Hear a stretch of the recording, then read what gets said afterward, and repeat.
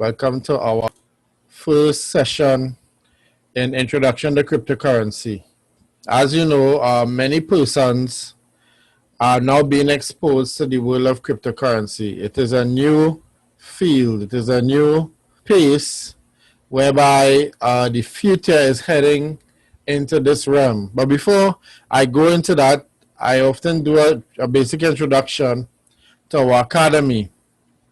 And so this is the Royal Gold Academy, and the whole basis of the Royal Gold Academy. We were founded and formed in March 2019. Our sole mission was initially to assist persons within the trading community to benefit through a trading platform. And this basically led to the importance of realizing that we needed to educate persons in the areas of cryptocurrency and blockchain technology in order to appreciate the future, what is coming our area, what is coming in our space. And so it was while in pursuit of developing the academy and doing the course that, we realized that people needed financial education and personal development, which plays an important role in the success of every person. When we went to school and we learned maths, English, social studies, but we never got educated in finance. We never got educated in the concepts of money and where we are as a society. We never got that education. And so that has messed up a lot of people in life, because people found themselves having to fend for themselves and learn the whole role for themselves. And so this academy's mission and goal is to really prepare persons in the field now of cryptocurrency. And it is important for us to realize that as the academy, we are developing, we are expanding. We are expanding operations. We are bringing in new courses. We're going to be increasing our faculty of instructors. And we are building a Past People Association as well, and a community. And we are in the journey to creating our own token and eventually cryptocurrency exchange as well. We are going to be some of the pioneers doing this in Trinidad and, of course, regional as well. So it is so important for persons to understand the role of education and financial education more as where this comes into being. And that's why even up front, we have a virtual summit taking place on the 24th of September, where we'll be doing some education in the area of decentralization, and you all will learn what decentralization is, what is that about, even in this class. But the summit will be designed specifically to deal with the concepts and the ideas of decentralization. And of course, it's going to be a pre-launch of our own personal cryptocurrency on the 24th of September. So when we understand where we are today, we need to understand what this course is about. Introduction to Cryptocurrency is a multidisciplinary study of cryptocurrency, which includes areas of history, computer science, cryptography, and economics.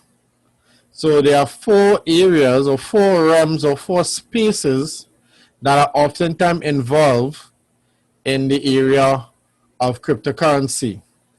And so our course content is going to be made up of several topic areas, starting with understanding the history, definition, and properties of money. Most people in life today are driven by the desire for money. We get into business to make money. I'm reminded of an old song, "What would we do without money?" But the thing is that most persons have the wrong idea and the wrong concept about money. We're going to try to help eradicate and to fix whatever wrong myths we may have in our thought processes about money tonight. And of course, our upcoming courses will also talk about defining cryptocurrency and the terms, how cryptocurrency works, the technology that's involved with cryptocurrency, that is the blockchain. We'll be talking about the importance of Bitcoin and altcoins. You're going to learn what altcoins is. You're going to learn about the uses of cryptocurrency. What are the real world use applications? What is involved to bring adoption of cryptocurrency? And you're going to have some other practical things like learning how to set up your own wallet, your own cryptocurrency wallet, and much more. So these are some of the things you're going to be touching on the upcoming in the next 5 weeks in this program, in this course.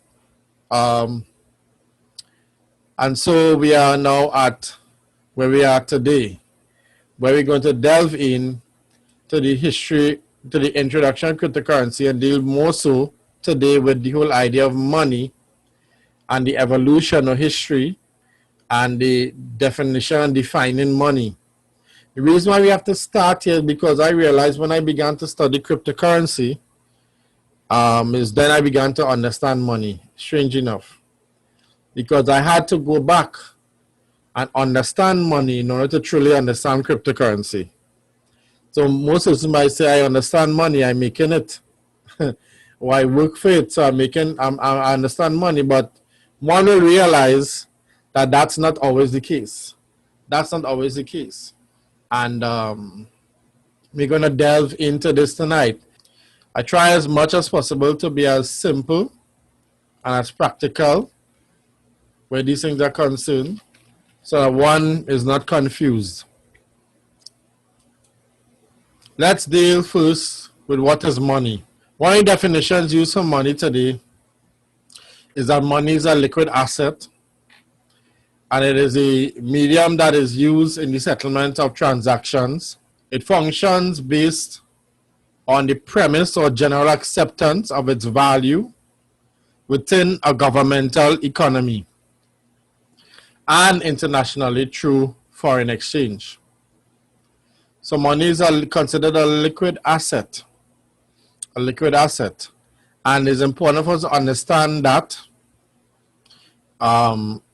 in terms of the function or what we utilize it for.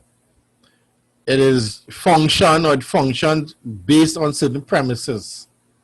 The premise of value, the premise of a governmental economical system, and the premise of an international foreign exchange. So there are these three premises by which this asset is considered as money. But as we delve deeper and we dive deeper into what money is, we're going to see, and I'm going to be showing you some contrast, compare and contrast as to what we have known money to be and what money really is. And most of us, by the time we are finished, we will realize that what we're working for is not money. Your business that you've been doing all these years is not money you've been getting. That thing you call a salary at the end of the month is not money. Collins English Dictionary defines money as a medium of exchange. It's either coins or banknotes, which are examples of medium of exchange. Money usually carries certain properties or identifiers that makes it to be considered money.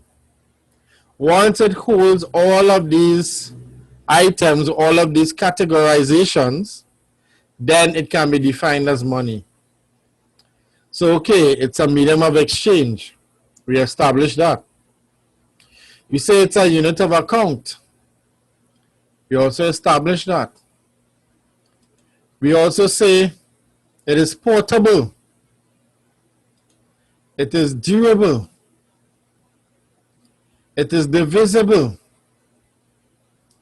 It is fungible, meaning interchangeable, which is defined as something that can be exchanged for something else of the same kind or same value, right? Such as oil, which carries a particular value. You have $100 for a barrel of oil, its value is $100. You can then take $100 and buy a barrel of oil in exchange for the same value. But then there's another item at the bottom there in orange. It is also a store of value. Money is considered or supposed to have with it a store of value.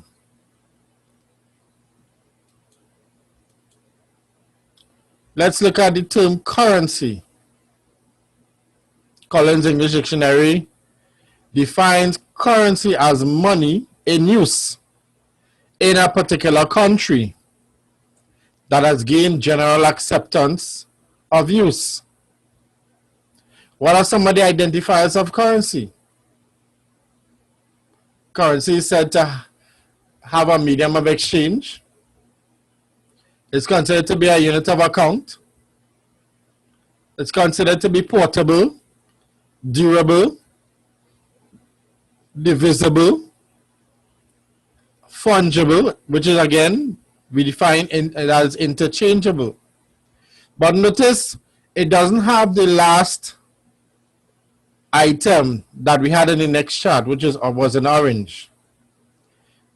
Remember, money had a store of value. Currency, on the other hand, does not have a store of value. So in other words, what one may be working for is not necessarily money, but currency. You are working for a medium of exchange that can be interchangeable within the confines of your country based on the determination of the government to assign a type of value to it. But can you take that and go outside that country jurisdiction and utilize it? No. Could you take the Trinidad dollar and go China? No.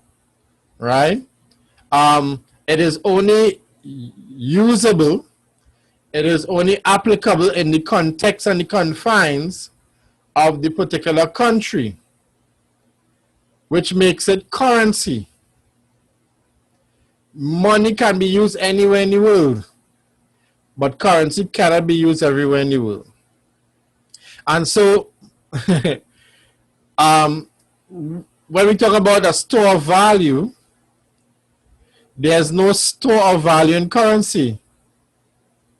Your $100 don't have a store of value. It has a numerical value, but it doesn't have a store of value because there is nothing of that is tangible, such as metals, that carries intrinsic value within it, right? So your $100, $100 may have value, but it's not intrinsic value. It's not value as a result of internal rareness and the preciousness of it, right? Yet we work our dog hours. We have been working for currency, not money. I could stop there and close up for the night, right? I could stop teaching right there. The whole idea is that to understand what can be useful as money, the currency, as I said, must be fungible, must be durable, must be portable, recognizable, and stable. These properties ensure that the benefit of reducing or eliminating the transaction costs of something called double wants or double coincidence of wants is not outweighed by other types of transaction costs associated with that specific good. In other words,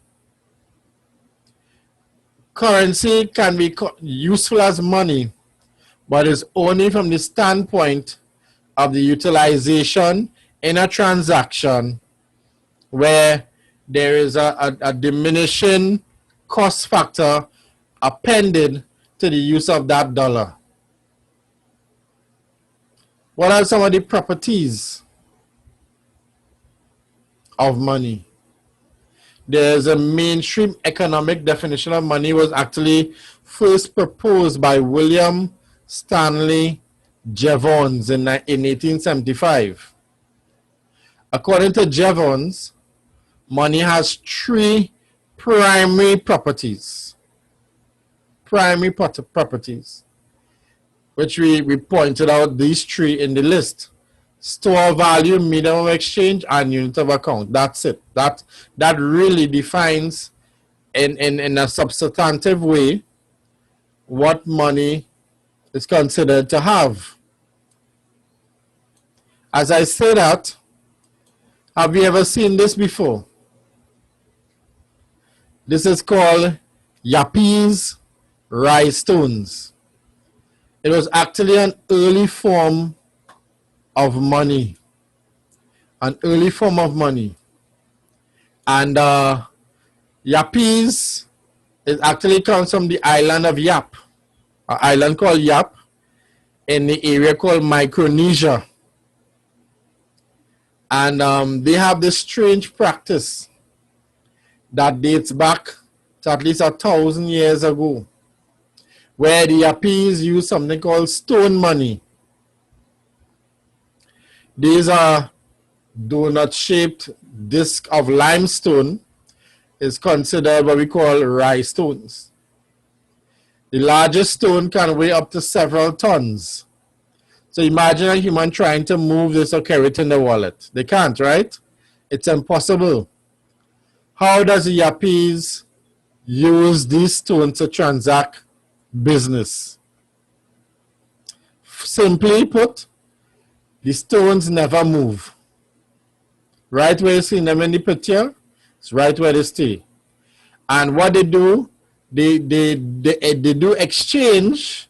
They use the stone as medium of exchange entirely through what we call social agreement or consensus. So in other words, if you and I, if you wanted to buy a sheep from me, you will have to apportion of that rhinestone to me.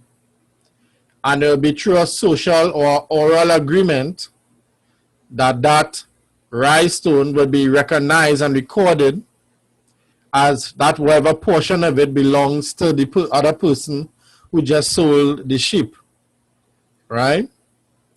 Another classic example is based on a story where there was this wealthy, honorable kind of family who actually had carried the rhinestone on a boat, right? And they ferried it across the sea on their journeys. And there was this harsh sea storm. And what happened as a result, the boat capsized. And the rhinestone sunk to the bottom of the sea. They returned back to shore. And of course, everybody's like, wow, that's all their life savings. There's all the acquisitions in this rhinestone, all the bargaining powers in this rhinestone. How is this family going to survive? How are they going to live? And so it was agreed upon by the society there that the wealth of that was embedded in that stone was not to be diminished. In other words, even though it was sunk at the bottom of the ocean, it would still retain its value. And if there's any hands to change, in terms of you buying a property and you need to, and it costs this rhinestone, it would just change hands through the oil agreement. But of course, nobody could see where the stone is and know where it is in the seafloor. Today, the Yappies actually primarily use US dollars. But some of people actually still use rice stones today in circumstances of marriage and even political negotiations. So the whole idea of the rice stones being used as currency, it's quite interesting. It's quite interesting. And it's because they have understood that the rice stone, which is really not money, you can't take these rice stones and go to the US and say, well, okay, let's bargain. They will watch you like crazy, right? Can't come Trinidad. They'll say, we have enough rice stones of our own here. The thing is that it cannot be utilized. It doesn't really carry any real store of value. It is only value as much as the agreement says is value. Only as much as the government says is value.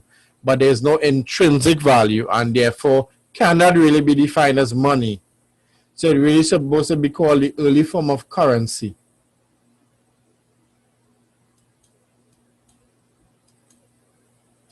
You see, a store of value is something where you could reliably retrieve the value you paid for that asset, right? So this eventually disqualifies assets like yam from serving as money. Because if your money could rotten, then it's a bad store of value. If your money is yam, it's a bad store of value. The yam is going to rot away. If it is a piece of nylon paper, don't play forgetting it in your pants and put it in the washing machine. It can be torn and destroyed very easily. It's not durable, then it's not money. Right? Look at the last line there in the note. For an asset to serve as a store of value, it must be durable. It must be durable.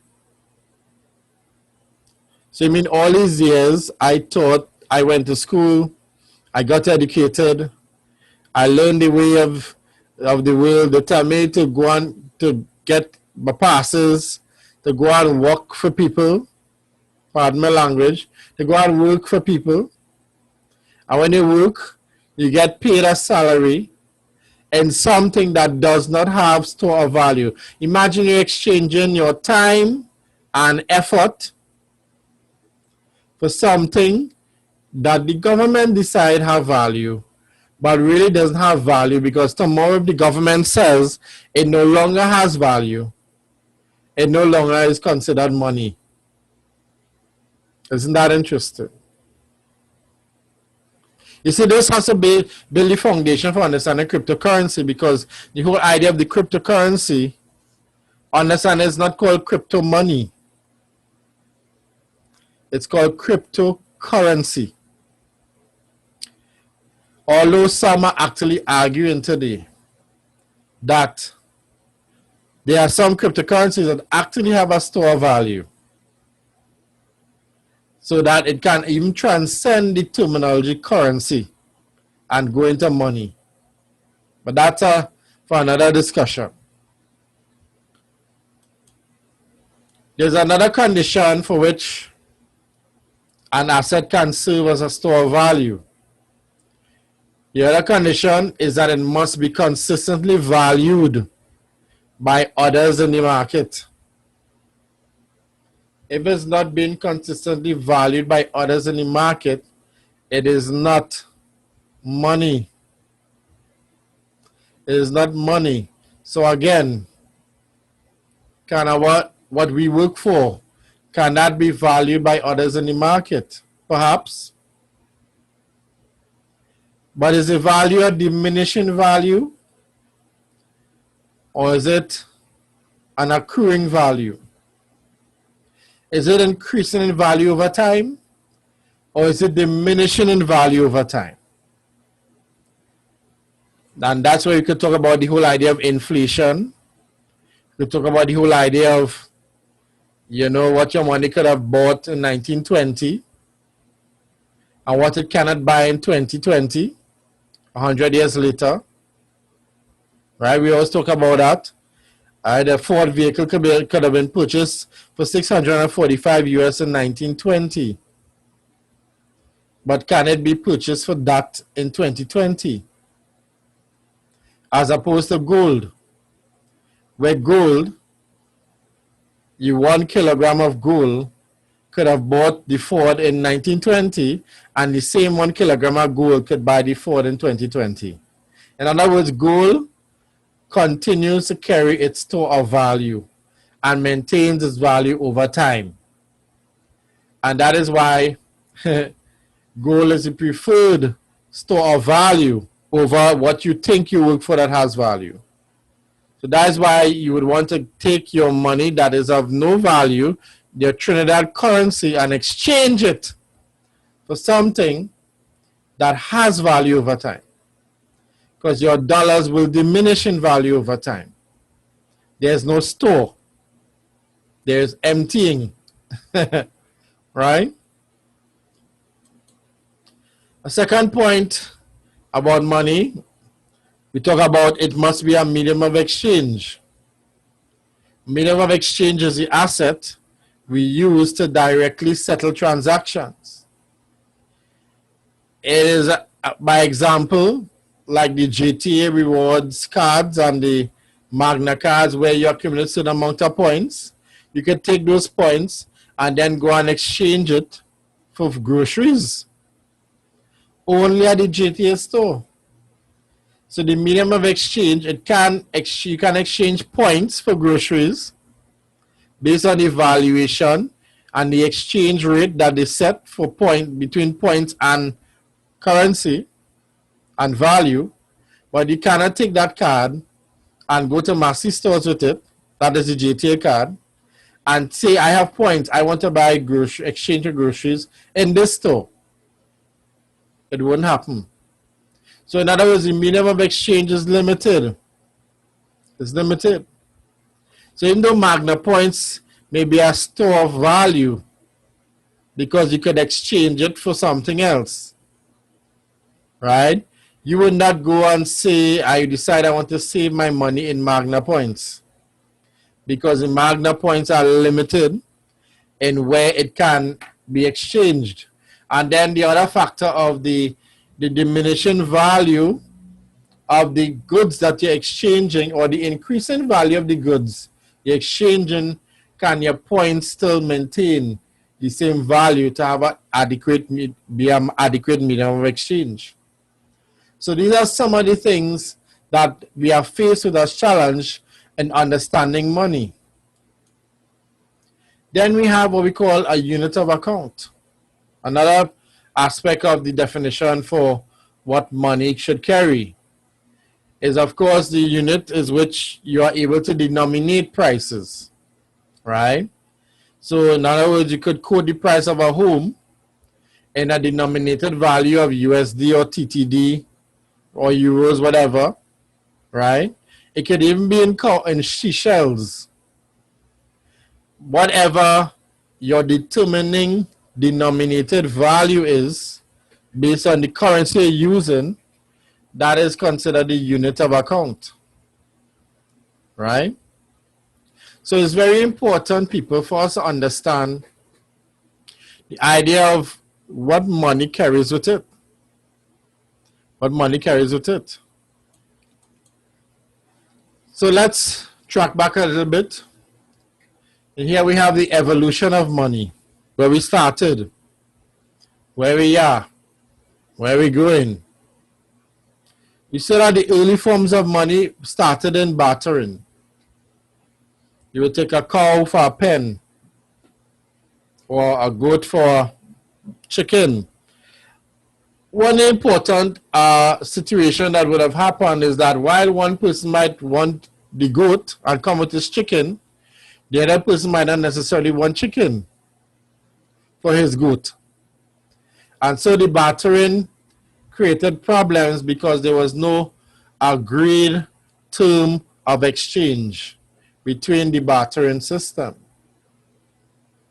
There will be some things, if a chicken costs half a cow,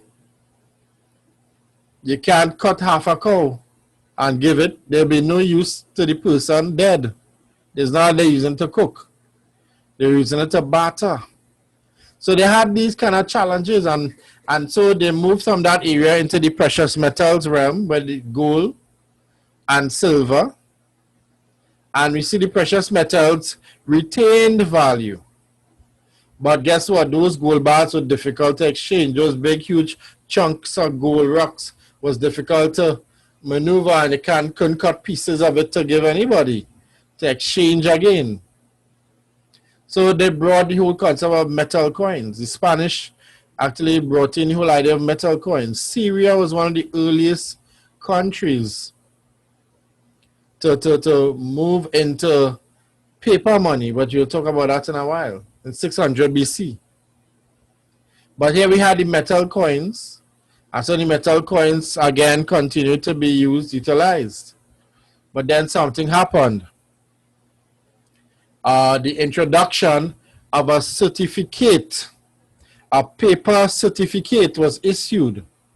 So what would then happen would be the same concept like the rice stones.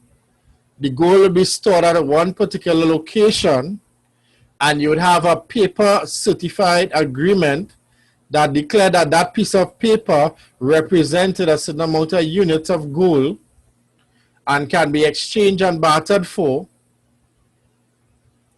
in terms of value for the person that is doing the exchange. And that's where paper money started. It started in that whole idea of the concept of a certificate. Let me just zoom in a little bit on this here for your benefit. And then we saw something happen when the US came into play in 1913, right? And paper money, this time there were different currencies in the world, began to have certain different levels of dominance within a particular time period. Also Britain, as we know, and then the US economy comes into play. And so there was a whole drama taking place between what we call the Federal Reserve and the banking system. Most people don't know Federal Reserve is a private bank. It's not really, even though it says the word federal, it's not owned by the government. Most people don't know that. Yet all central banks are connected in one way or another to the Federal Reserve via the US holdings, right? And of course it was created, it was invented to try to monopolize and to control persons in terms of the usage of their paper currency. And then of course we see here in 1933, Franklin D. Roosevelt gives an executive order to make it illegal to hold gold coins. Most persons don't know that. It became illegal to hold gold coins in 1933. It became illegal to hold gold bullions. And it became illegal to hold gold certificates. So that even the early dollar, which was once called a certificate of gold, was outlawed. And so this led 11 years later to 1944, where Bretton Woods was established, and they established in that agreement the US dollar as the world's reserve currency. As the world's reserve currency. And this was a whole scenario where they moved away from the gold standard, as we know, and came into oil. It was an agreement struck with Saudi Arabia, and the bargaining chip of the US dollar will be utilized worldwide in the acquisition of oil. Then in 1971, President Nixon closes the Goldwood window officially. He ends the Bretton Woods and he began the modern day fiat currency system. So the dollar, the fiat, remember the word fiat, which is what we call money created or money that is governed by the government. Fiat currency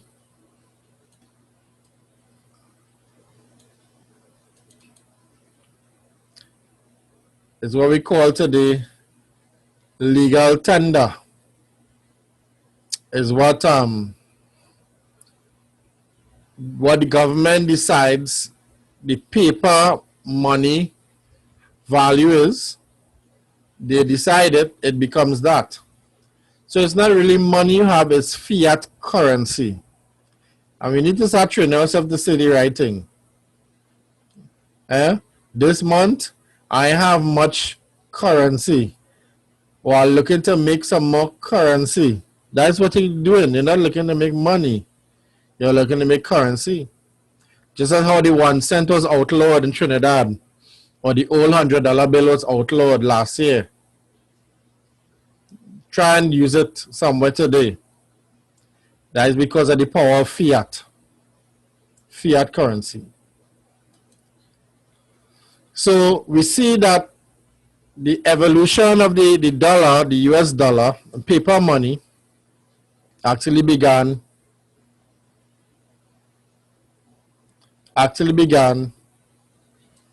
and it caused a lot of problems because now, because there was no more gold backing, the paper money, the fiat currency, only the word of the government backing it, issues of inflation would come in and deflation will come in, right? And hyperinflation will come in.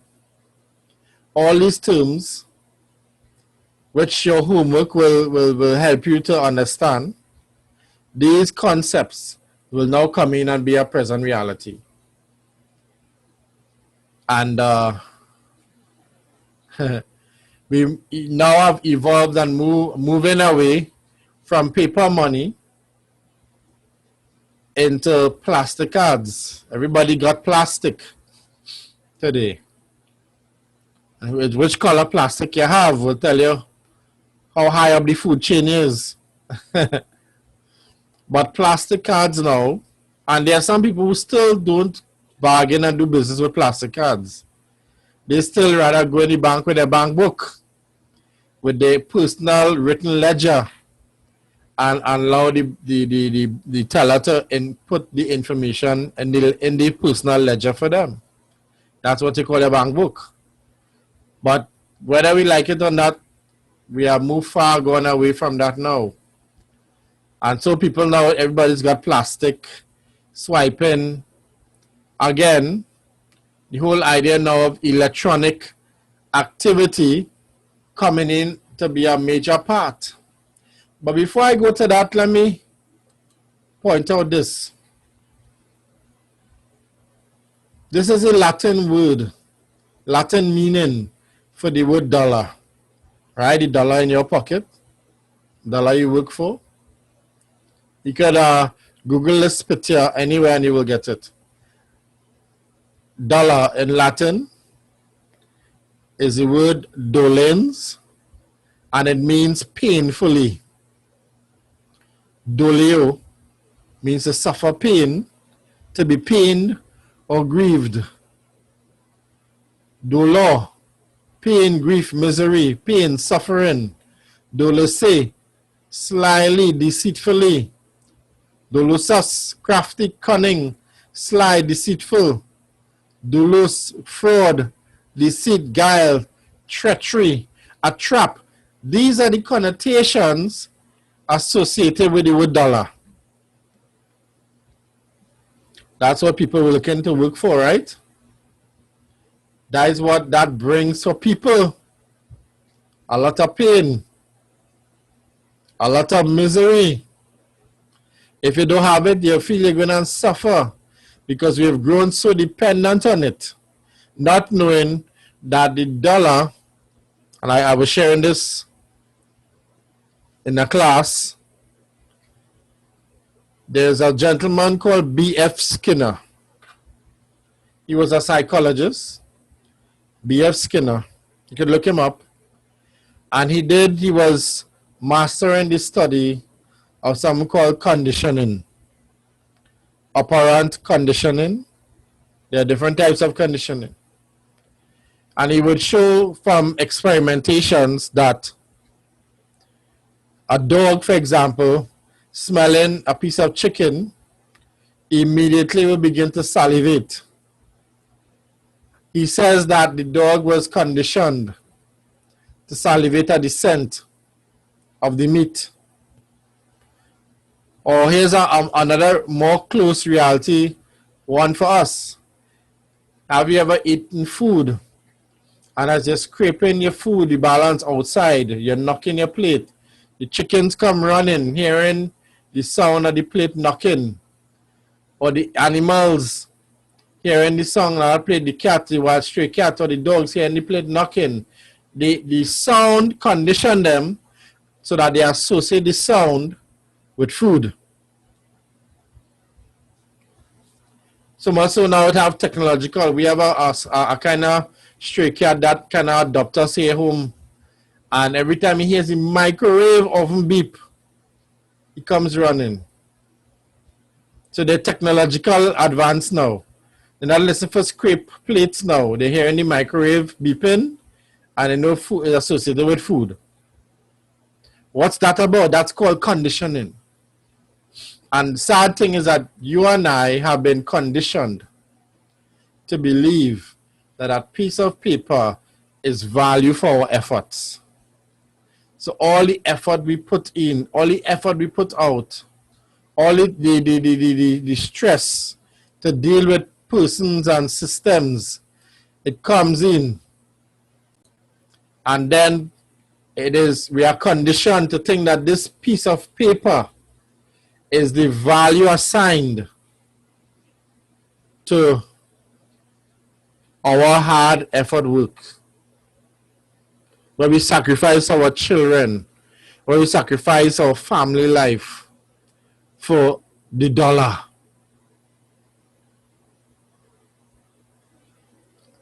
Am I causing any internal discomfort yet? By these realities which we don't want to confront and most don't even know. So this is why men will still continue to slash people's necks, God forbid, sad to say, and thief and rob, but sad to say they are doing it for things, they're doing it for something that has no value, no store value.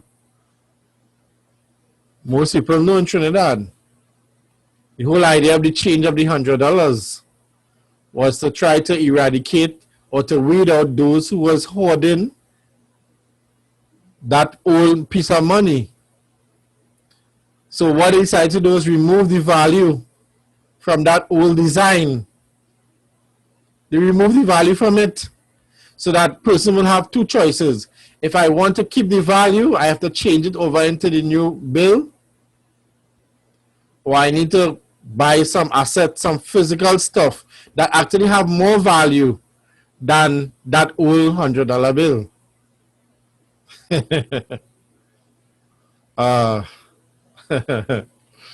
Yes, right? A currency has value because a government enforces value.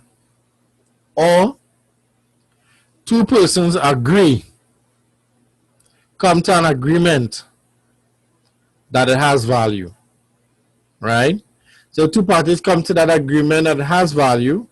It could have value only in the context of those two parties. On a national scale, when the government decides it has value, it has. Coming soon, your 5 cents and the 10 cents will not have value just now. There will be an eradication of those coins just now. So much so that eventually there will be no coins anymore. Of course, we know is really driving more to a cashless society, so that the eradication of the dollar, the paper money on a whole, is going to be a common reality. And so even though we deal with plastic right now, plastic is still going to be considered an old form of transaction. And that's why we've moved now into electronic money or e-money. Now, e-money is not to be confused with cryptocurrency. Some people think e-money or digital money is the same as cryptocurrency. It is not. It is not. It is not. In fact, electronic money, how many people know, in total in Trinidad and Tobago, in terms of cash in the banks in the whole of Trinidad and Tobago, is only $12 billion in cash it have in Trinidad and Tobago. Only 12 billion. What are you saying, Carlos? But have men who have more than that, 33 billion and this billion. The rest of it is electronic money. The rest of it is e-money. It is digits on a computer screen in the bank. It is digits on a computer screen in the bank. That is what electronic money is. And that's what most persons have. They tell you have your money in the bank. You think you have your money in the bank. That's why they give you a limitation of how much you can withdraw on a daily basis. Because if everybody was to come and demand their paper money, they will not have enough money to service people in cash. This is why the whole introduction of the plastic cards came in and the electronic money came in. They devised a system where you don't have to deal with a physical, tangible piece of material. That even though it lacks value, they say, listen, it doesn't really have any value. Let us use electronic money. So, a large sector of the world today, I think it's only about 30% of the world actually have cash. Really contains cash. The other 70% of world currency and money is digital. It is electronic. So even that is just digits on a screen. And so while you push your card in the machine and you enter those digits on a screen, it appends value now to that piece of paper coming out of the machine, so that you have enough sufficient to go and do exchanges in your local currency, in your local vicinity. But it is, again, it doesn't truly meet the criteria of money. Then we come to the idea of cryptocurrency. Remember what I said cryptocurrency involves? It involves four stages. It involves 4 stages. It deals with understanding money, the history of money. It has the application of computer science into it through the technology. Then they have the concept and the schema of cryptography. And then they have certain principles of economics. And all this is batched into this code that we call now a cryptocurrency. Again, now understanding the word currency, understanding the word crypto, and we will talk a little more about defining cryptocurrency next week. Next week, Monday, mind you.